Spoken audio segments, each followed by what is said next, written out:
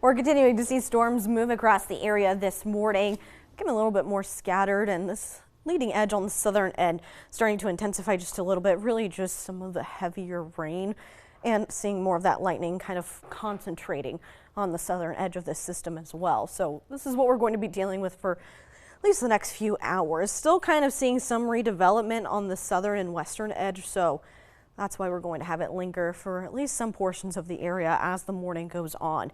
This model doesn't pick up on this morning system, but timing-wise, probably going to hold on to it for some through midday before clearing out and even drying out later on this afternoon and into the evening as well. Temperatures, for the most part, were in the 60s, a little bit warmer further south where they haven't received the rain just yet. Just holding on to those clouds, that's kind of restricting them into those upper 60s.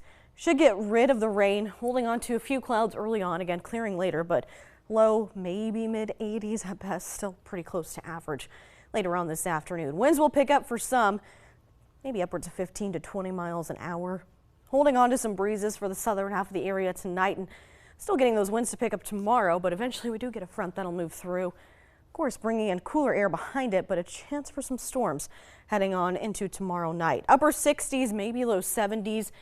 Middle to upper 80s for those highs. It's going to be a warm one for the first day of fall. Here's that low pressure that's going to pass just to our north and bring in a boundary heading into tomorrow evening. Early on, could get a few spotty showers for some of our eastern counties. Most of the daytime, though, should remain dry for Saturday till we get to the evening. That's when we're going to have to watch for some of these storms that could produce some hail, maybe some of those stronger winds as well, mainly impacting the central and eastern half of the area. Western counties could miss out on it completely, and maybe a few more spotty showers into early Sunday, but I think a lot of us should stay dry to wrap up the weekend. Closer to average for Sunday afternoon, but we really start to feel more of that fall-like air heading on into next week. So tomorrow, the warmest of the next several. We'll get back into those low 80s by Sunday.